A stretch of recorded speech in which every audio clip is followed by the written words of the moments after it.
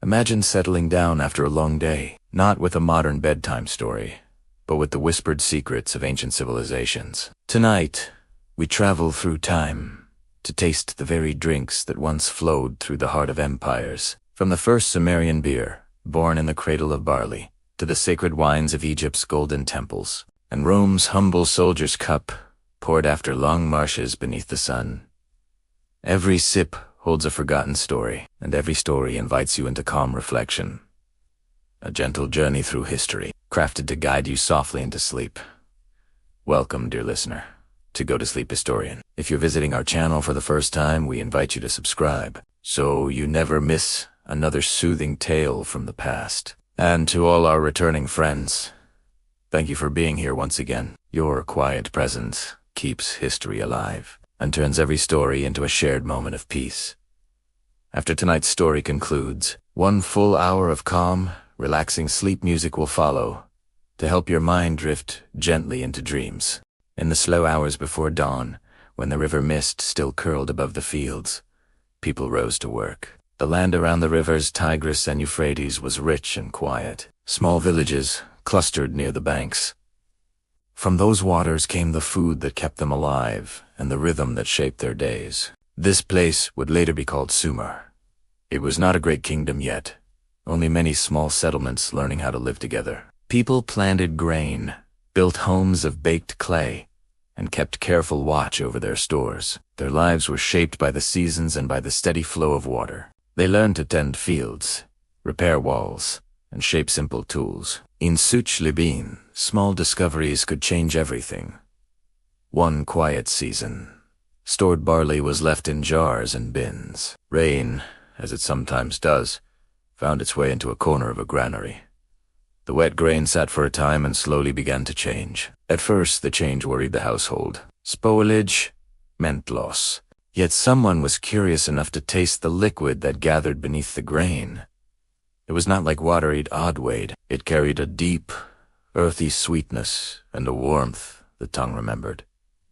That taste began a new practice. The Sumerians learned that when grain and water met and were left in the right way, the mixture could become nourishing in a way that bread alone could not. This liquid could be thick and filling. It could calm hunger and warm the throat. It gave energy to the body and lightness to the spirit.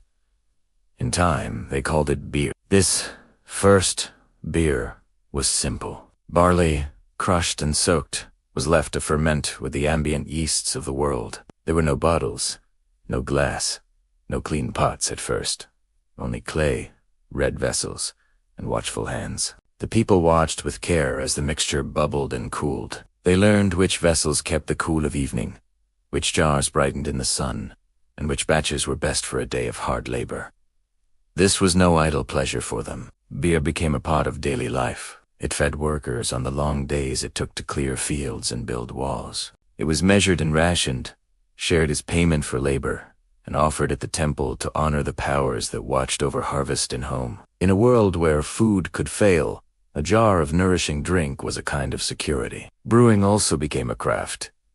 Women in many households tended the mash. They knew how long to soak and when to dry. They watched the smell of steam and knew by its change how the brew would turn out. These small signs, a certain cloud of steam, a faint change in color, became the skill of brewing. Mothers taught daughters, and the knowledge traveled from house to house. Over the years, what had begun by chance became custom. The Sumerians named a goddess for this craft. Ninkasi was called the patron of brewing. Her hymn was a short guide, a way to remember steps and meanings. When brewers recited it, they did more than follow a recipe. They placed the work into the shape of ritual. Brewing was a way to mark time, a way to say thanks. The making of beer came to sit beside other careful acts: baking bread, raising children, shaping clay tablets. Temples kept larger stores and large vats where brews were made for ceremonies. Priests oversaw these brews. At festivals and rites, beer was poured as an offering. It stood beside loaves and dates and altars. In those moments, the drink was not a simple refreshment. It was a gift, a token of thanks to the unseen powers who made the fields yield. To give beer was to recognize dependence on forces beyond human work. At the same time, Brewing remained very much a part of home life. In the evenings, after the sun slid down and the day's heat softened, people gathered. A jar of beer might sit at the center of a small circle. They used long reed straws to sip from the same vessel. This act of sharing from one jar made the drink a social thing. It reminded people that they belonged to a group. The same drink that fed workers fed priests. In that shared cup, differences narrowed, if only for the hour. Beer also had practical uses. Because it carried calories and clean fluid, it became part of how workers were fed and paid.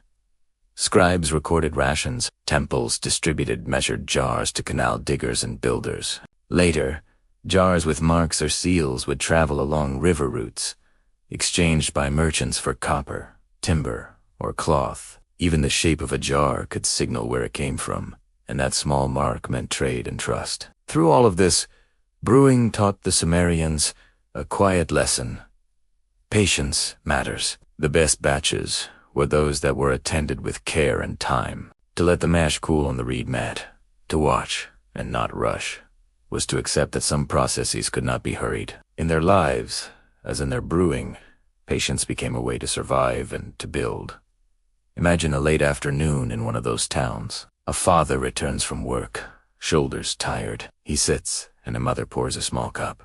Children drift. When we think of the ancient world, it is easy to imagine kings and battles, walls of stone, and cities of clay. But behind those grand stories lived quieter ones, stories of hands stirring pots, of firelight on grain, of people learning to care for what gave them life. Among those quiet stories, none was as sacred or as constant as the making of beer. By the time Sumer had grown into a land of temples and scribes, brewing was no longer an accident. It was a craft, refined and honored, as old as their written words, and their words, pressed carefully into wet clay, tell us that they believed this drink was more than food. It was a connection between the human and the divine. Every large temple had a brewing house. Its walls were built close to the kitchens and granaries. The air inside always held a soft warmth, a scent of barley, yeast, and smoke from slow-burning fires. Clay jars rested along the walls, their mouths sealed with woven cloth or clay lids. Within those jars, the sacred brew waited. The Sumerians did not drink for pleasure alone. To them, beer was a symbol of gratitude and order. It was how they gave thanks for harvests, how they marked festivals, and how they repaid the gods for their care. When the fields of barley turned gold beneath the sun, the people knew they owed that blessing to higher powers. And so, at harvest time, they brewed. The making of the sacred beer began with songs. Women priestesses of Ninkasi, the goddess of Bruin, would sing as they worked. Their songs were not entertainment, but rhythm, a way to keep pace with the tasks and to honor the goddess who taught them the craft. Each verse carried an instruction. Soak the barley, spread it to dry, crush it fine, and stir it in water. The melody reminded them of each careful step. They said Ninkasi herself was born from sparkling water, daughter of the river and the grain. She embodied both nourishment and joy. To worship her was to care for life's simplest gifts, water, grain, and patience. In the hymn to Ninkasi, carved on a tablet thousands of years ago, the brewers described her art. You are the one who waters the malt set on the ground. You are the one who bakes the bapir in the big oven. This was no myth for amusement. It was both praise and instruction, a sacred manual hidden in a prayer. As the mixture of grain and water sat in great clay vessels, a slow transformation began. The air of Mesopotamia was warm, and the wild yeasts of the land were generous. Bubbles formed, soft foam gathered, and the smell changed from raw grain to something alive. When the brew was ready, it was poured into smaller jars. These were brought to temples and placed before the statues of gods. Priests and attendants performed rituals, pouring a measure upon the earth, a share to the heavens, and the rest for the people to drink in celebration. In these ceremonies, beer was kajid, liquid bread. It was thick, nourishing, and sometimes mixed with dates or honey to soften the flavor. The workers who built temples and dug canals received rations of it daily. The priests drank it in ceremonies, and families drank it in the evenings when the day's work was done. It gave strength, It brought calm, and it reminded everyone that the harvest was shared. There was also a belief that this sacred drink brought harmony. When the people drank together, quarrels softened. Disputes over land or grain could pause, at least for a time, when shared cups passed around the circle. Beer made from the same harvest tied every person to the same blessing. It was a reminder that all were children of the same land, drinking from the same gift of the gods. In some cities, the temple's brewing houses became large and busy. Clay tablets from the city of Uruk show careful records of ingredients and distributions. One line might list one jar of beer for the workers, another for the singers, and yet another for the temple guards. Each jar was marked with a symbol showing its strength or sweetness. The brewers had become professionals, respected, skilled, and trusted. In those days, the division between sacred and everyday life was thin. A woman brewing in her courtyard followed the same steps as the priestess in a temple. Both believed that what they made carried something holy within it. The small home jar and the grand temple vat both honored the same goddess and gave thanks to the same sun that ripened the barley. The act of brewing, then, was a bridge between heaven and earth, between labor and worship, between the people and their gods.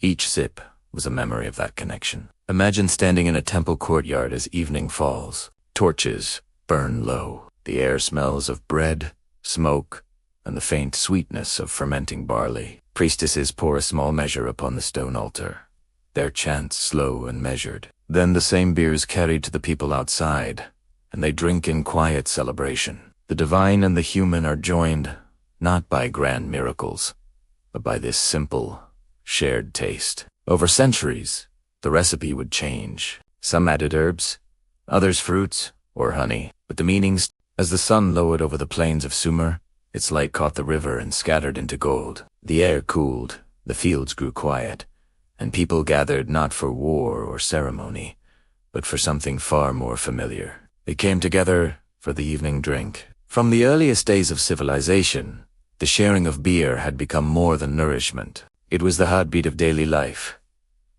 A moment when farmers, builders, and merchants could rest, laugh, and remember that they belonged to one another. In the courtyards of mud brick homes, clay cups were passed from hand to hand. Children played near the hearths, elders sat on woven mats, and stories drifted across the night air like smoke. Every settlement had its rhythm, the soft tapping of clay jars being unsealed, the slow pouring of beer through a strainer of reeds, and the quiet hum of conversation that followed. The Sumerians brewed not just to survive, but to share. When a neighbor's harvest was poor, others offered grain. When a child was born, families brought jars of freshly brewed beer to celebrate. And when someone passed away, the same brew was poured into the earth, given back to the gods in thanks for a life completed. It was not written law that made people kind. It was this shared understanding that every harvest and every cup came from the same soil and sun. Beer had become a bond, a quiet oath between friends, families, and strangers. It filled the space where words might fail, turning silence into companionship. In the cities, the same spirit filled the taverns. These were simple places, shaded courtyards with low benches, clay tables, and jars lined neatly on shelves. Travelers came from distant villages, carrying news and stories from beyond the horizon. They traded tales of floods, harvests, and journeys along the rivers. Here, one might meet a merchant from Uruk, a farmer from Lagash, and a sailor who had seen the mouth of the sea. And though their words and accents differed, one gesture was always the same: the lifting of the cup. There was even a rule, unspoken but known by all. You never drank alone if someone else had an empty cup. To drink in solitude was to forget the spirit of the brew itself, that it was made to be shared. The temples, too, honored this sense of unity. After great festivals, when the offerings had been made and the hymns sung, priests and citizens alike would gather outside the temple gates. They would share what the gods had first received, the sacred beer, blessed and poured for the people. The air would fill with the sound of laughter and simple songs. These gatherings were peaceful, humble reminders that even in a land of kings and priests, the truest strength lay not in rule or wealth, but in shared labor and shared joy. Barley and water had built more than a drink. They had built community. Inside the homes, brewing had become an art passed through generations. Mothers taught daughters how to grind the grain fine, how to judge the warmth of the fire, and how to wait patiently for the right moment when the mixture would come alive. Men built stronger jars and deeper hearths, learning to store beer longer and carry it farther. Every household, no matter how small, held its own version of the sacred recipe, a family treasure as precious as any jewel. In the quiet of the evening, when the work of the day was done, families would gather to drink and speak softly about their hopes. Perhaps they would talk of the next harvest, or of the river's mood, or of a child learning to write in the temple school. And always, they would finish the night with gratitude to the land, to the gods, and to one another. Among the workers and travelers, beer became a measure of fairness. Laborers were often paid in rations of barley and beer, symbols of value that everyone understood. A skilled worker might earn a stronger brew, while others received a lighter one. To receive one's daily jar was to know that your effort was seen and needed. It was not gold that built trust in those early cities. It was the grain and drink that sustained them. The Sumerians even found ways to write this bond into clay. Tablets from ancient storehouses list names, quantities, and days. 3 jars to the workers of the canal, 2 jars to the singers of the harvest. Such records show not just trade, but Quetta civilization learning to balance work and reward. Beyond the city walls, the rivers carried more than boats and goods. They carried ideas. As traders moved along the Tigris and Euphrates, they brought with them small jars of beer, new brewing techniques, and stories of the goddess Ninkasi when they met other peoples in the valleys of Syria. In the delta near the sea, they shared both their drink and their wisdom. One day, those same roots would connect to the Nile, where Egypt's sun and soil would nurture another tradition, a drink not from grain, but from grape. The Sumerians could not know it, but the same spirit that filled their clay cups would soon be poured into golden goblets, carried by another civilization that also saw and drank the reflection of life itself. As night deepened over the plains, the last fires flickered in the courtyards. The people lay down upon woven mats, their stomachs warm. The sun of Egypt did not simply rise. It arrived, golden and steady, rolling across the horizon like a slow tide of light. It touched the river first, then the palms, then the endless rows of vines that lined the banks of the Nile. Here, life followed the rhythm of the river. Each year, the Nile would flood, retreat, and leave behind dark, fertile soil, a gift that fed both body and spirit. And among the many gifts it nourished, one became the drink of kings, priests, and dreamers. When the Egyptians learned long ago that the vine could thrive where the sun was kind and the water generous, they planted in neat rows, their fields marked by stones and reeds. Men and women worked side by side, their songs drifting over the fields slow, patient melodies that rose and fell like the breath of the land itself. In these songs, they asked for the river's mercy, the sun's warmth, and a gentle flood. For without these, there could be no grape, and without the grape, no wine for the gods. A morning in the vineyards began with care. Workers examined the clusters, turning them gently in their hands, judging the color and firmness of each grape. Too early, and the flavor would be sharp. Too late, and the sweetness would fade. They harvested with baskets woven from reeds, filling them until the scent of fruit filled the air. Children followed, laughing, sometimes sneaking a grape or two when the overseers turned away. Nearby, oxen rested in the shade, waiting to carry the baskets to the pressing houses. Low, cool structures, built from stone and clay. Inside, the work changed rhythm. Men climbed into large vats, their feet bare, their laughter echoing as they pressed the grapes in time with the songs. Juice ran through carved channels into jars below, thick and purple. The air was warm and fragrant, a mixture of earth, fruit, and sweat.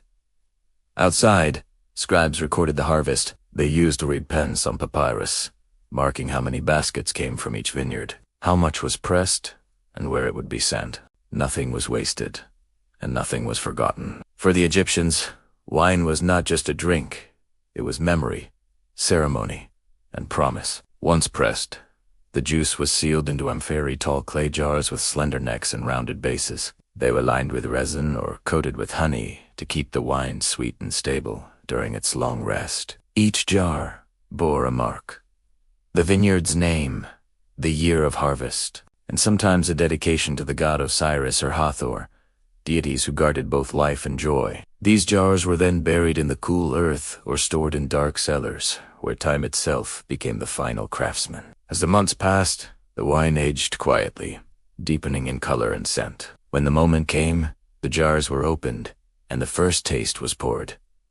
Not for man, but for the gods. Priests would raise the cup high, whispering prayers for good fortune, long life, and the balance of the world. Only after the offering was made did the people drink. Wine, in Egypt, was never a common thing. It was reserved for the powerful, for pharaohs, nobles, and the temples that stood between heaven and earth. For most people, beer remained the daily drink, thick and nourishing, but wine belonged to ceremony, to the rare and sacred. In the tombs of kings, archaeologists have found jars still sealed, their contents meant to accompany their masters into eternity. Labels written, in careful hieroglyphs, read, "Wine of the House of Ammon, from the Western River Vineyard," and sometimes, simply, "Wine for the Afterlife." To the Egyptians, death was not an end. It was a continuation, and in that eternal journey, they wished to carry with them what they loved most: the light of the sun, the laughter of life, and the comfort of the vine. The making of wine was surrounded by ritual. Before pressing began, a small offering was placed in the soil, a handful of grain, a splash of milk, or a flower from the riverbank. It was a gesture of gratitude, acknowledging that every vine grew only through the kindness of the gods. During harvest festivals, dancers performed in the courtyards of temples, their feet moving in circles like the sun's path through the sky. Musicians played flutes and hand drums, their music echoing off the stone walls. The priests recited hymns as the first wines of the season were poured. Each sip, each drop, was an act of faith, a belief that joy itself could be sacred. In the palace of a pharaoh, the serving of wine was done with care and ceremony. Golden cups and carved bowls were filled by attendants wearing linen robes. Guests reclined on cushions, cooled by fans of palm leaves. The wine was sometimes flavored with herbs or mixed with pomegranate juice to soften its sharpness. But even amid the luxury, there was always respect. They believed wine could open the heart to both joy and truth, a gift that revealed a man's soul as much as his thirst. Among the elite, it was said that one could tell the character of a man by how he drank his wine, calmly, thoughtfully, without pride. For indulgence without balance was frowned upon. The Egyptians valued harmony in all things, ebb and pleasure. As the evening came and the light dimmed, the vineyards glowed with warmth. Fires flickered in the distance, workers rested, and the last songs of the day floated over the fields. A traveler passing through might have thought it a scene of peace. Men and women gathered beneath palm trees, sharing bread and a little wine, speaking softly as stars began to appear. But to the Egyptians, it was more than peace. It was connection between the land, the people, and the gods they served. Every jar, every vine, and every shared sip carried that quiet understanding. Life was fragile, but beautiful.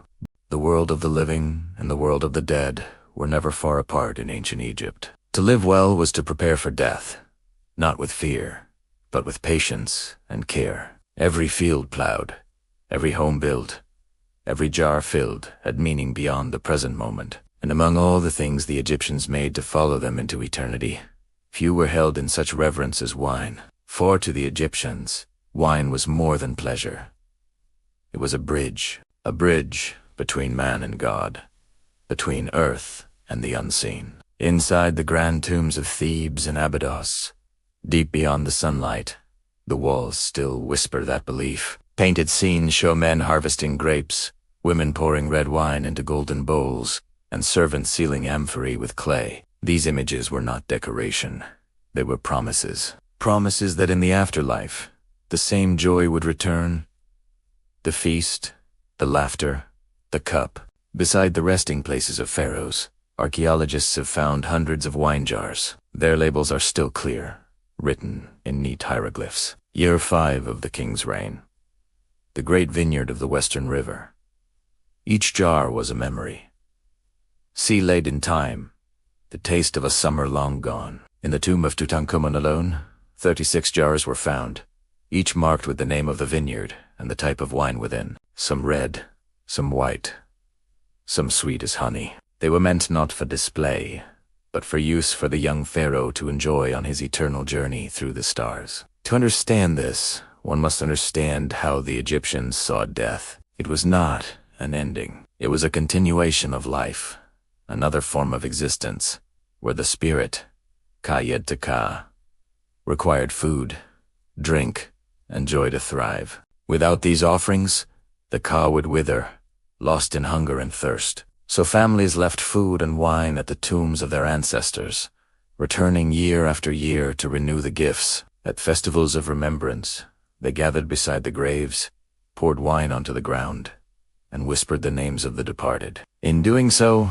they believed their loved ones could taste through spirit, that each drop brought comfort beyond the veil. Among all gods, Osiris held the greatest connection to this ritual. He was the god of death and rebirth, the ruler of the afterlife, but also the lord of vegetation and growth. Each grape, they said, carried his essence, a symbol of dying and rising again. When the grape was crushed and its red juice flowed, it was said to mirror the blood of Osiris, a sacred renewal of life through sacrifice. To drink wine, therefore, was to take part in the divine cycle, the endless rhythm of life, death, and rebirth. In temple ceremonies, priests poured wine upon the ground before sacred statues. They lifted the cup high, chanting words older than any empire.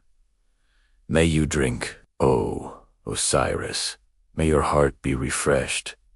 And then they drank themselves, sharing in that blessing. In those moments, the line between God and man seemed to fade, both nourished by the same eternal fruit. In the courts of the living, wine remained a sign of refinement, but in the temples and tombs, it became something more solemn, an offering of spirit. Before burial, priests would perform a ritual called the opening of the mouth. It was a ceremony meant to awaken the senses of the dead. They touched the lips of the mummy with sacred tools and poured a few drops of wine so the spirit could taste once more, could speak and breathe in the world beyond. This act, simple and quiet, held deep meaning. It said that even in death, joy was not lost. The pleasures of the world, the scent of flowers, the taste of bread and wine, would follow into eternity. But wine's journey was not limited to tombs. It flowed through festivals, through prayers, and even through medicine. Egyptian physicians believed that wine, when mixed with herbs or honey, could heal wounds, ease the stomach, or calm the heart. In one ancient medical scroll, it is doubly writ, wine. The gift of the gods brings warmth to the limbs and joy to the heart. It is life to the weary. They even used wine in rituals of cleansing, washing the idols of gods or purifying altars before prayer. In every sense, it was a liquid of renewal. For the common people, wine remained rare, a luxury known mostly through festivals or special offerings. But they, too, felt its presence. When the priests poured wine before the statues of the gods, the people saw it as a shared act, an offering made on behalf of all. They believed that, as the gods were refreshed, so too was the land itself. Each year, after the flooding of the Nile, they celebrated the Feast of Drunkenness, a festival devoted to the goddess Hathor, lady of music, dance, and joy. Wine flowed freely, music filled the air, and people danced in the streets beneath the light of torches. It was said that in ancient times, Hathor once planned to destroy mankind in her wrath. She drank so much red wine, thinking it blood, that she fell asleep and awoke peaceful, her anger gone. Since then, the festival honored that mercy, celebrating the moment when drink saved the world. To the Egyptians, such stories were not mere myth. They were truth told and symbol reminders that even divine anger could be calmed by joy, by music, by the simple act of sharing drink together. So when they sealed their wine jars for the tombs, They did not see it as farewell, but as preparation. A man who entered the afterlife with full jars and a remembered name was not gone. He was continuing a feast begun in life. The dead were called Ak, the shining ones.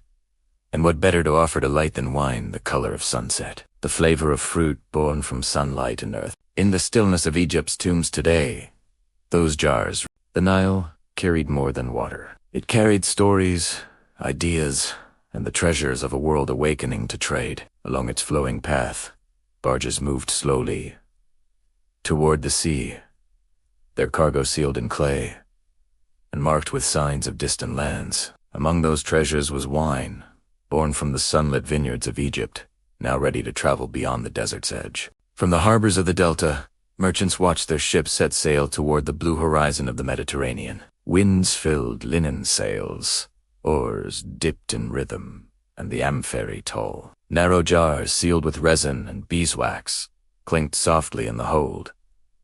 Each vessel carried within it more than drink. It carried culture, ritual, and the memory of gods. Across the sea, the islands of Greece waited rocky, green, and scattered like jewels upon the waves. There, people had already begun to grow grapes of their own. But when Egyptian and Phoenician traders arrived, bringing the refined techniques of storage and fermentation, the Greeks learned to perfect what would soon become their most celebrated craft. In Greece, wine found a new identity, one that blended earthly pleasure with divine inspiration. The Greeks believed that to share wine was to share wisdom and spirit. It loosened the tongue, opened the mind, and, when taken with care, brought balance to the soul. They gave this balance a god Dionysus, the bringer of ecstasy and release. He was both joy and chaos, life and madness, and through him, wine became a sacred paradox, the power to unite and to undo,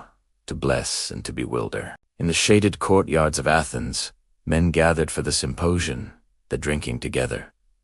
These gatherings were not only about indulgence, they were meetings of minds. Philosophers, poets, and statesmen reclined on couches, talking of love, beauty, virtue, and the mysteries of the soul, all while servants poured watered wine into bronze cups. The Greeks had inherited from Egypt and earlier lands a deep respect for moderation. Wine was never drunk pure. To do so was seen as barbaric. Instead, they mixed it with water, finding harmony between strength and softness, a balance they believed mirrored the nature of a wise man. As each guest drank, the cup passed in ritual order, and a small offering, a libation, was poured upon the ground. It was a gesture of gratitude, a way to honor the unseen spirits who, Tabelived, shared the moment with them. The amphora, the humble clay jar that had carried Egyptian wine to Greece, became a symbol of this new age. Every region had its own shape, its own mark. Some amphorae were tall and slender, made for stacking in shipholds. Others were round-bellied, for storing in cool earth. They bore painted scenes of gods and feasts, of farmers harvesting grapes, of Dionysus crowned in ivy and holding his golden cup. These jars were more than containers. They were storytellers, carrying art and identity from one shore to another. When a Greek merchant opened a jar stamped with a certain symbol, he knew not only where it came from, but whose hands had made it, whose soil had nourished the vines, and whose sun had ripened the fruit. Trade grew along the coasts. Ships from Crete, Cyprus, and the islands of the Aegean carried amphorae, filled with the taste of different lands. Wine from Rhodes, from Lesbos, from Chios. Each region's flavor was its signature, and in this way, the Mediterranean became a map drawn not in ink, but in the taste of grapes and the memory of journeys. As the centuries passed, Greece's influence spread.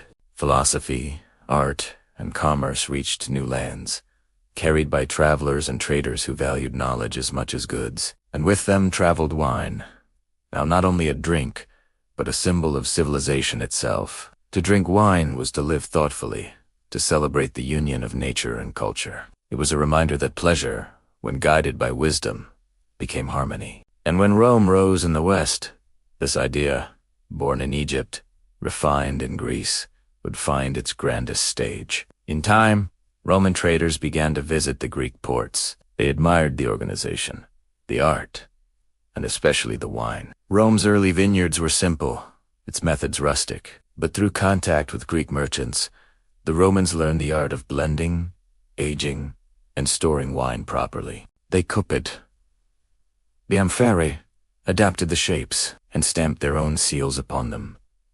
Images of eagles, laurel wreaths, and the letters of proud families. Each mark was a declaration. This is Roman now. Wine began to flow toward the heart of the empire, first through trade, then through conquest. Roman legions marched not only with swords, but with vines, planting them in every new province. From Gaul to Hispania, from the valleys of the Rhine to the hills of Bedtime. And so, what began as an Egyptian gift became a Roman emblem. But before reaching that era of power, there was a quieter transformation taking place. One not of empire. As Greek scholars debated and Egyptian priests prayed, both found something similar in their cups. They saw that every sip carried a story, not just of earth and vine, but of humanity's longing for connection. Wine became a language of the soul, spoken through ritual and hospitality. To offer a cup was to say, "You are welcome here."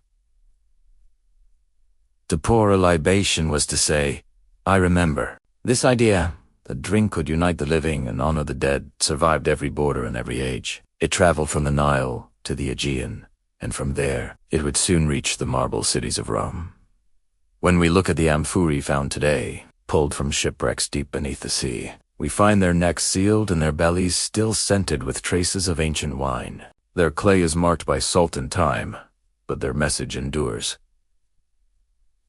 That trade and faith once sailed hand in hand. A broken amphora, resting on the ocean floor, is a relic, not of ruin. The sound of marching feet filled the air, thousands of sandals striking dry earth in rhythm. Across vast plains and narrow mountain paths, the legions of Rome moved with unshakable precision.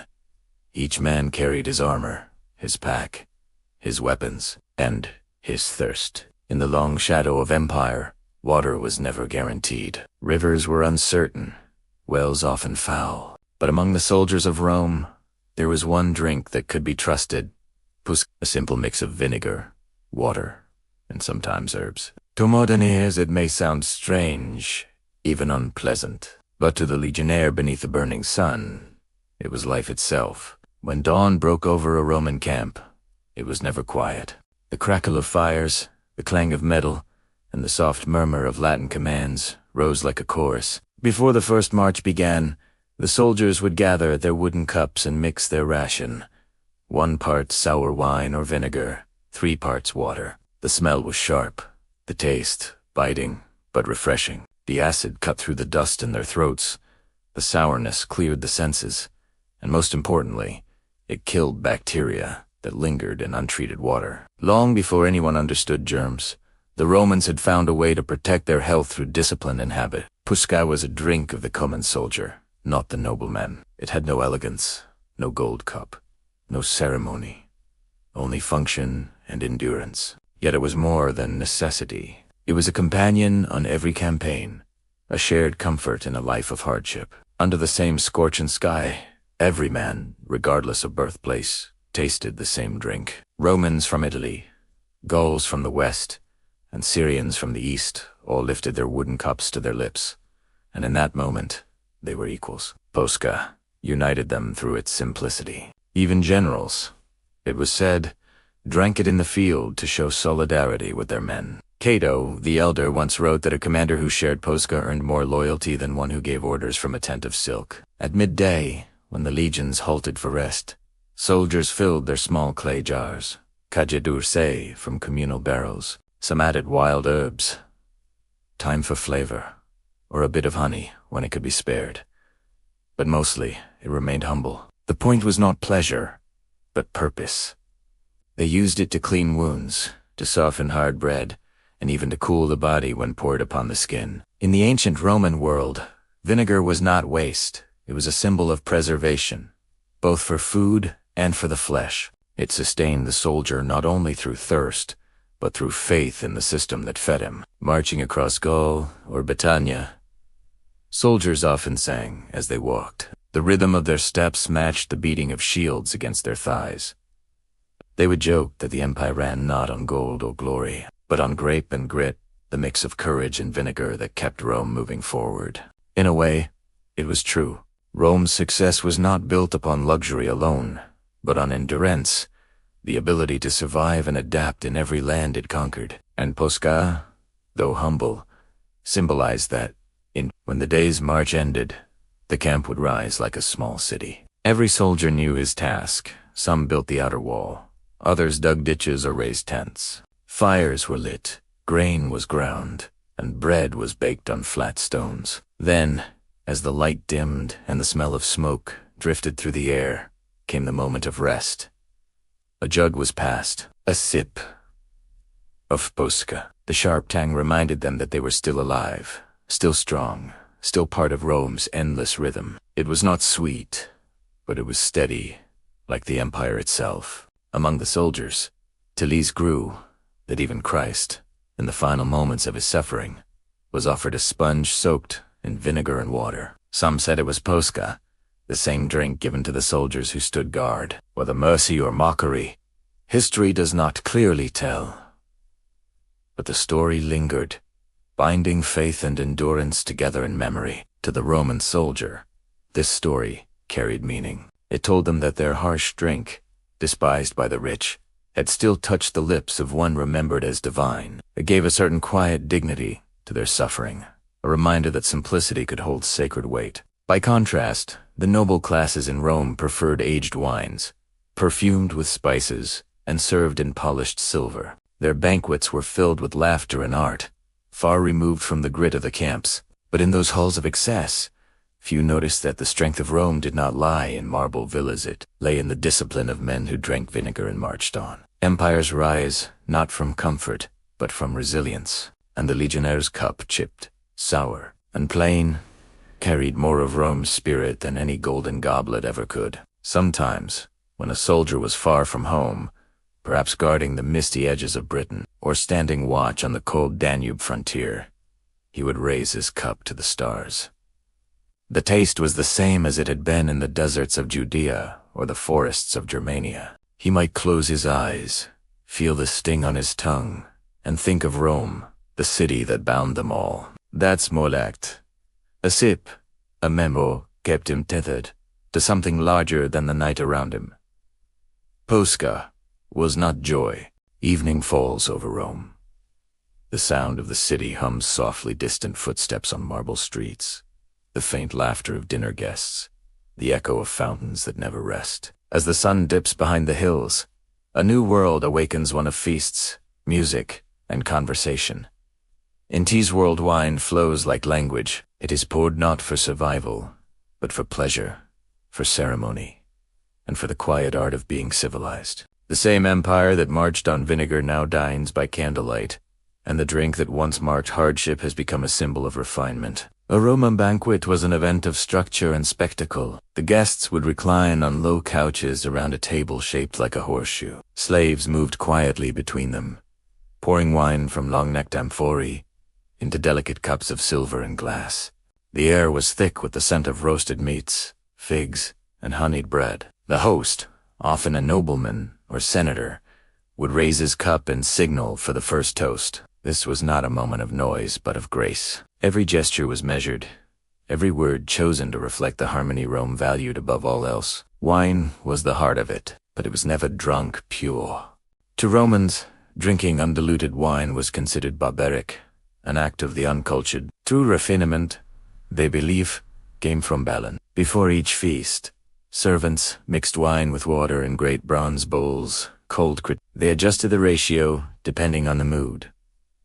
A stronger mix for celebration, a lighter one for long, thoughtful evenings. Even in their indulgence, the Romans sought control. It was a reminder that civilization was defined not by what one had, but by how one handled it. At the head of the table sat the master of the house, often surrounded by poets, philosophers, and guests of honor. They spoke of politics, of trade, of the stars and the gods. Wine loosened their tongues, but never to chaos.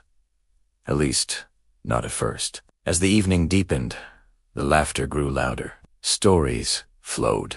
Pliny might speak of the vineyards of Campania, where the vines grew on black volcanic soil near Vesuvius. Another guest might boast of Falernian wine, a vintage so prized that emperors stored it like treasure. Some wines were aged for decades, kept in cool, dark cellars beneath marble villas. Others were flavored with herbs, honey, or spices brought from distant provinces. There was cinnamon from India, saffron from Persia, and resin from the forests of Greece. Each amphora opened was a small journey across the empire. Not all Romans, however, dined in such splendor. For the common citizen, wine was simpler, sometimes sharp, sometimes sour, but always available. In taverns along the narrow streets, men sat on wooden stools, sharing small clay cups of rough red wine. The conversations were loud, the laughter unrestrained, and the smell of stew and smoke hung heavy in the air. These were the meeting places of soldiers, sailors, and laborers. Men who built the very empire whose nobles drank in marble halls. Their wine was not refined, but it was real, the drink of life, not luxury. Between the two worlds, the grand and the humble, lay a curious truth. Rome was not divided by what people drank, but why they drank it. For the elite, wine was an expression of order and art. For the people, it was warmth against fatigue and a simple comfort in the chaos of daily life. In both, there was meaning. Wine, like the empire itself, could adapt.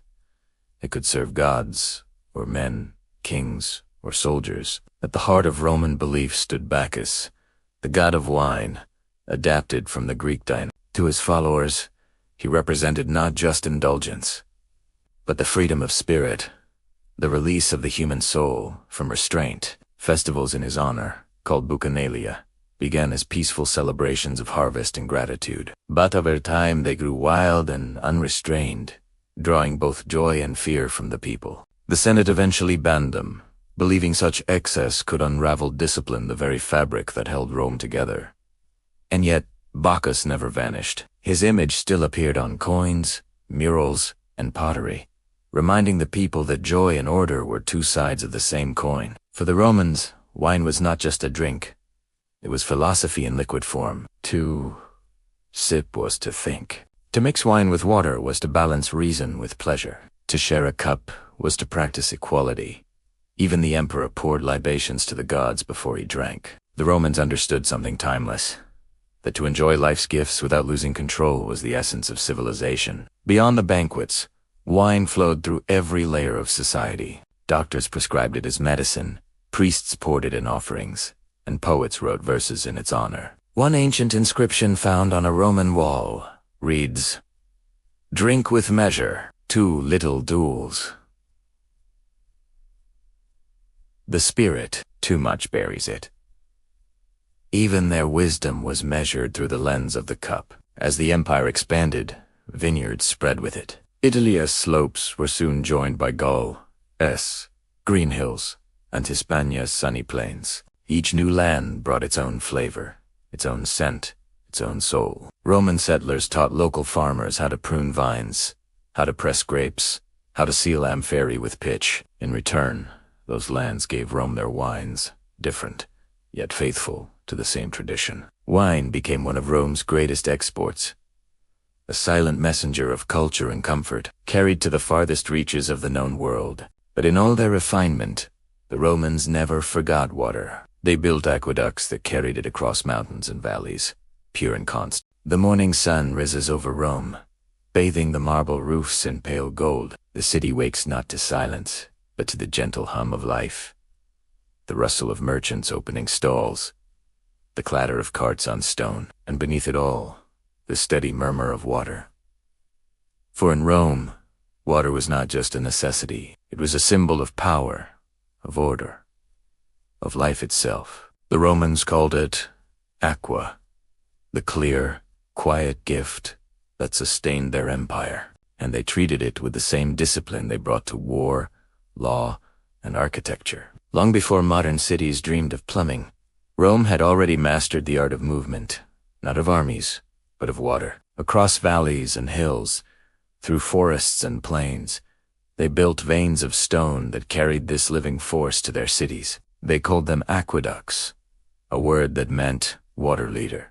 To look upon an aqueduct was to see the empire's mind at work. Arches stretched across the horizon like rows of ancient guardians, their shapes both strong and graceful. Each stone was set with purpose, each channel angled with precision. By gravity alone, water flowed 4 miles, cool, clear, and constant. The first aqueduct, the Aqua Appia, was built over 2,000 years ago, when Rome was still young. Its builders carved tunnels through rock and laid hidden channels beneath the earth. The water it carried came from distant springs, untouched by the city's dust and noise. As centuries passed, new aqueducts joined the first Aqua Marcia, Aqua Claudia, Aqua Virgo, each named for the spring or builder that brought it to life. Together they formed a network so vast that even distant hills sent their tribute to the capital. By the height of the empire, more than 1 million people in Rome drank daily from these living rivers. Public fountains stood at every corner, carved with faces of gods and lions, pouring endless streams into marble basins. No citizen, rich or poor, was far from fresh water. To the Romans, water was both practical and spiritual. They built baths, not just for cleansing, but for gathering places where the body and mind found equal care. A typical bath complex, or thermae, was a world in itself. There were gardens and reading rooms, warm pools and cold, scented oils and soft towels of linen. Men and women, senators and soldiers, met there to talk, rest, and reflect. The air was filled with quiet voices and the echo of dripping water. It was more than comfort, it was philosophy. They believed that to care for the body was to honor the gods who made it. Cleanliness was not vanity, but virtue. At the heart of every bathhouse ran the water from Rome's aqueducts. It entered through bronze pipes, filled vast marble pools, and drained away through hidden channels. Even the steam was guided by design, proof that discipline could turn nature itself into harmony. And as citizens bathed, they often whispered thanks to Neptune, the god of the sea, and to Fauns, the spirit of the spring. Temples were built near fountains, and offerings of flowers were left at wells. For to disrespect water was to invite chaos, drought, disease, or the anger of the gods. But Rome's wisdom lay not only in reverence, it lay in management. Engineers measured every drop. They built reservoirs, sluices, and stone tanks to regulate the flow. Some aqueducts carried water 4 miles underground to protect it from heat and contamination. A special official, called the Curator Aquarum, oversaw the system. His duty was sacred, to ensure that every fountain flowed, every bath was filled, and every citizen received what they needed. There were strict laws, too. To steal water was a crime. To damage an aqueduct could bring severe punishment. For Rome understood that civilization depended not just on conquest, but on continuity, on the unseen forces that kept daily life in motion.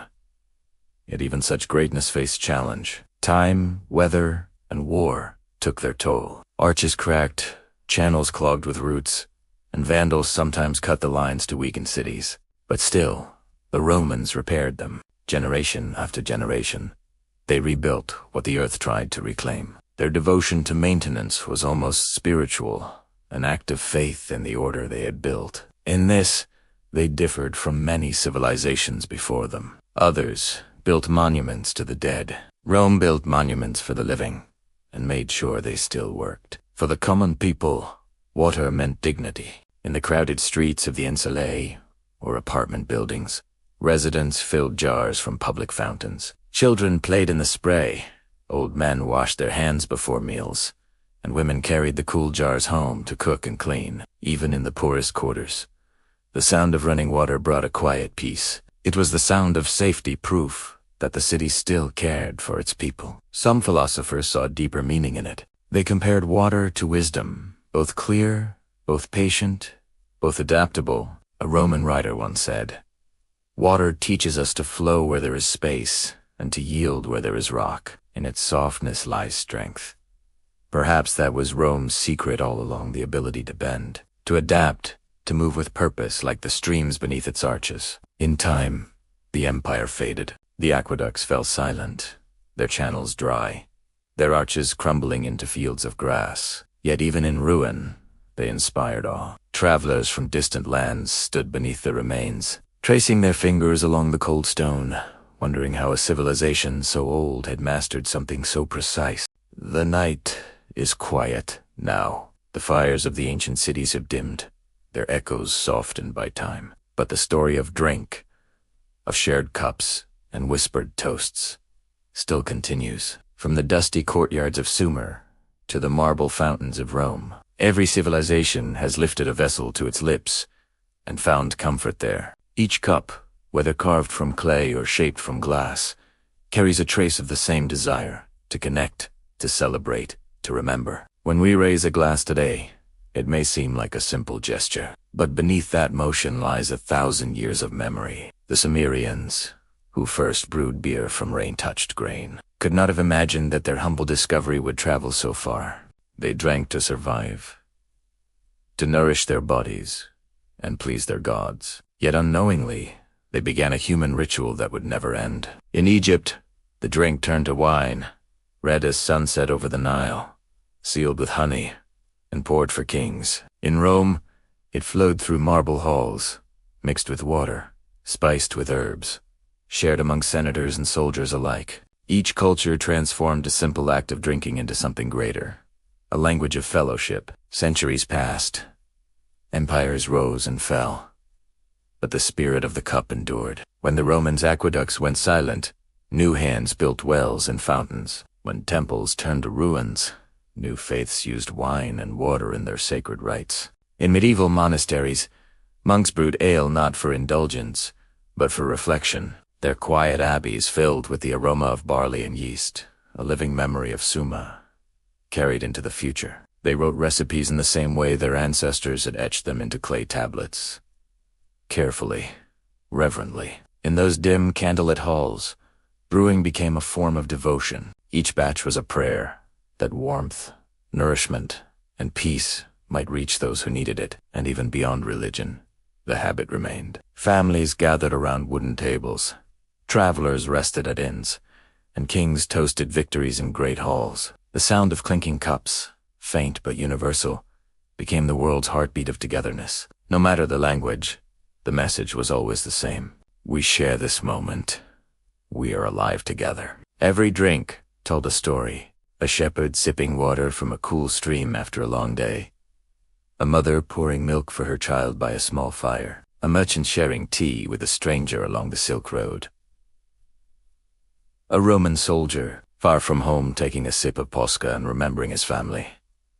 Different ingredients, different vessels, but one eternal act. In the modern world, we often take this simple act for granted. Yet every time water fills a glass, it completes a journey that began thousands of years ago. The technology may have changed from clay jars to copper pipes, from aqueducts to filtered taps, but the meaning remains. We are still, in some quiet way, connected to those first brewers and builders. When you turn a faucet and hear the rush of clean water, you are hearing the same music that once sang through Rome's arches. When you sip tea, coffee, or wine, you echo the same gestures that shaped empires and comforted weary hearts. In every age, people found peace in the rhythm of drinking. It slowed the mind. It anchored the soul. And in that small pause between one sip and the next, humanity found reflection. Perhaps that is why so many of life's moments revolve around a cup. A toast at a wedding, a coffee shared between friends, a final drink raised in memory of someone lost. It is never about the liquid itself. It is about presence, the feeling of being part of something older, deeper, unbroken. Imagine sitting by a quiet fire, a cup in your hands. The world outside has gone still, and the warmth seeps into your fingers. You take a slow sip, and in that moment, you are connected to farmers who harvested barley under a Sumerian sun, to vintners who pressed grapes by the Nile, to builders who guided rivers across mountains for the Roman baths. Their hands built, mixed, and poured. Yours simply holds and remembers. Even our words still carry that legacy. We say to your health, echoing ancient toasts to the gods of vitality. We speak of spirit, unaware that it once meant both breath and drink. We say cheers, a word that began as a wish. May this drink bring you joy. These phrases, like the drinks themselves, have crossed oceans and centuries. They have survived wars, famines, and the rise of new worlds. They are humanity's quiet proof that kindness and connection endure. In the end, history is not made only by kings and conquerors. It is shaped in moments like these, shared between hands and hearts. A jug of beer among Sumerians, a cup of wine in Egypt, a stream of water in Rome. Each one left an imprint not of power, but of peace, because when people gather to share a drink, they pause long enough to remember what truly matters. The earth it gives, the hands that craft, the company that listens. And so, dear listener, as the story of ancient drinks comes to its gentle close, and so, dear listener, our journey through the ancient cups comes to a gentle end. From the fields of barley in Sumer to the vineyards of the Nile and the aqueducts of Rome, we have walked quietly beside those who first learned to turn harvest into harmony. Every cup we hold today carries a memory of them, of hands that brewed, poured, and shared in the stillness of their own evenings. The same water that once touched their lips now flows through our world, a quiet reminder that history lives not in books, but in the simple acts that never fade. As the story fades, let your thoughts rest with it. You've heard the whispers of ancient cups. Now let them carry you toward peaceful sleep. Feel the calm settle over you, as if the rivers of time themselves are lulling you into dreams, steady, quiet, and kind. Thank you, dear listener, for spending this evening with Go to Sleep Historian. If tonight's story brought you peace, please remember to subscribe, share, or leave a kind word below. Your support helps us keep these calm journeys alive. Now, stay where you are. Breathe slowly, and let the next hour of relaxing music guide you deeper into rest, reflection, and the gentle rhythm of ancient dreams.